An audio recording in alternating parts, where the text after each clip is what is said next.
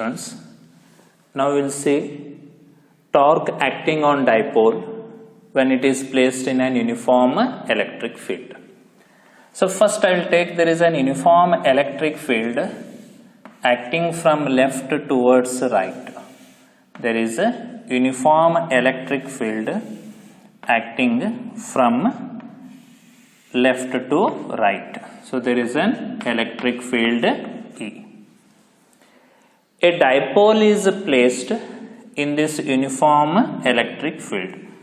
Dipole consists of 2 point charges, minus q and plus q. So this I will take it as plus q. Here I will take it as minus q. So distance between these two will be always equal to 2a, and direction is taken from negative to positive. Let this dipole make an angle theta with the direction of electric field. So this be inclined at an angle theta, or it is making an angle theta with the direction of electric field. This I have taken perpendicular to the direction. Now when a dipole is placed in an electric field, it experiences a force, or there will be force acting on this.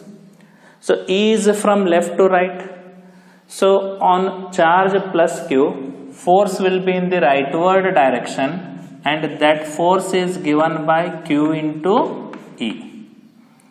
So if you remember this by definition of electric field, that is E is equal to F by Q. Therefore F is equal to Q into E. Similarly, on negative charge, there will be force in the opposite direction. So here force will be again same Q into E, as the charge is the same, magnitude of charge is the same. Now if you observe, these two forces are equal and opposite. So they are equal, one is acting rightward, one is acting leftward, equal and opposite, separated by a certain distance. So this distance is given by, if you take sine theta from this triangle, sine theta is equal to opposite by hypotenuse. So opposite will be equal to hypotenuse into sine theta. So this distance will be 2a into sine theta. 2a into sine theta. These two forces, equal and opposite, separated by certain distance, form a couple. These forces together, they are called couple, and because of couple there will be rotational motion. So this will rotate. So when a body rotates, there is a torque acting on that body. So there will be torque acting on dipole. So if you remember first year, for example, if I am rotating a valve, so from thumb I am pushing forward, while by other fingers I am pushing backwards, those two forces will be equal and opposite and constitute a couple. And because of that couple, there will be rotational motion, or you can say that valve will rise or fall. It will open or close depending upon the direction you rotate. So there will be torque acting on this dipole, means it will be rotated. So torque on a dipole, will be equal to, torque on a dipole will be equal to either force, either of these two. So either force into perpendicular distance between these two forces. This is by definition of torque, into perpendicular distance between forces. So torque is nothing but force into distance between those two forces. So force into distance between these two. So if I substitute, tau is equal to, force is Q into E, and perpendicular distance is 2a into sine theta. 2a into sine theta. Now again I will combine this 2a with Q. So we will have 2a into q e sin theta. E sin theta. This 2a into q is p, that is dipole moment. So this is equal to p e into sin theta, where p is equal to 2a into q. So this is expression for torque acting on dipole. Torque acting on dipole. And the direction will be, direction of this torque will be perpendicular to plane of paper. Perpendicular to plane of paper. So if these two forces are acting on paper or board, then torque will be perpendicular to this paper or board. It will be perpendicular. Now if we ask to write vector form, if you remember cross product or vector product from first year, A cross B is equal to magnitude of A, magnitude of B into sin theta into unit vector. So it is in that form. So vector form is written as torque is equal to P cross E. Vector form is P cross E.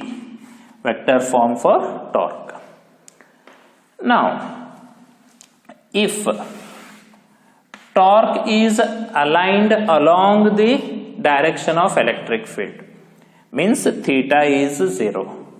If dipole is aligned along the direction of electric field, that is theta is 0.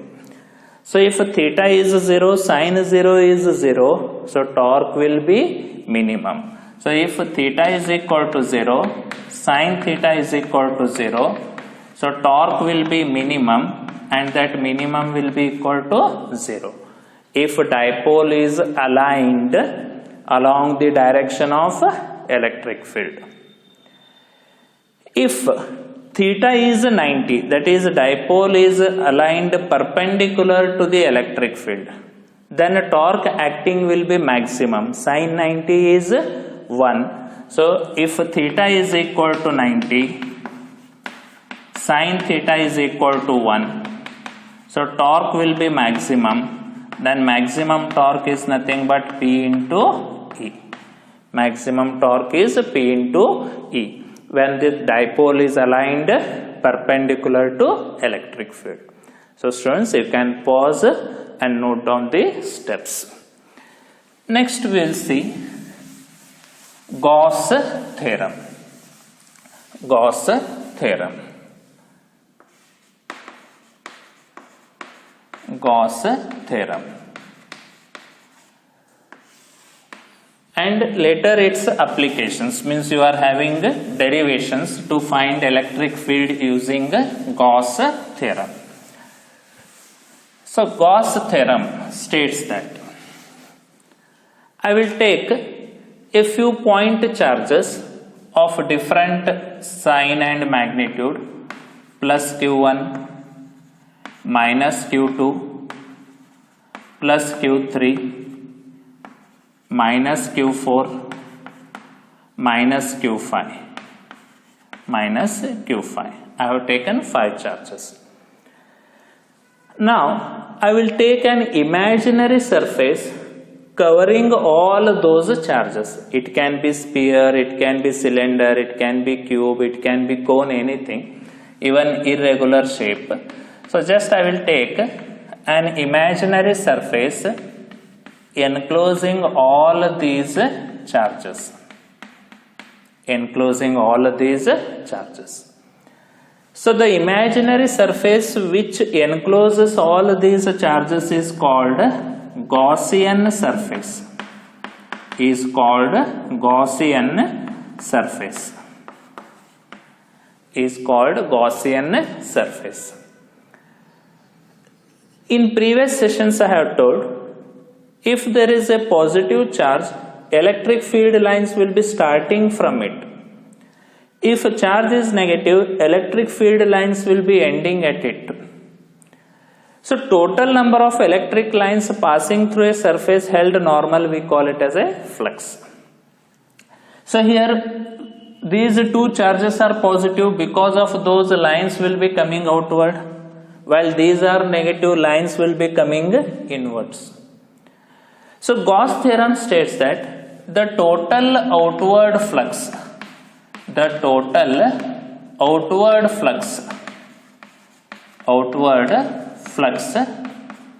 through a closed surface is equal to 1 by epsilon naught times the net charge enclosed by that surface. Net charge enclosed by surface, or I will write it as by Gaussian surface. So Gauss theorem states that the total outward flux, the total number of lines coming out, is equal to 1 by epsilon naught times net charge enclosed by this surface. Net charge means if it is positive you are required to take plus, if charge is negative you are required to take minus. So therefore flux we denote it by phi is equal to 1 by epsilon naught into bracket. So Q1 plus Q2 is minus, Q3 is plus Q1 minus Q2 plus Q3, and again Q4 and Q5 I have taken minus, so minus Q4 minus Q5. This is expression. So in short, this can be written as phi is equal to 1 by epsilon naught summation Q. Phi is equal to 1 by epsilon naught summation Q. This is expression for Gauss theorem. Expression for Gauss theorem. That is total outward flux through a closed surface.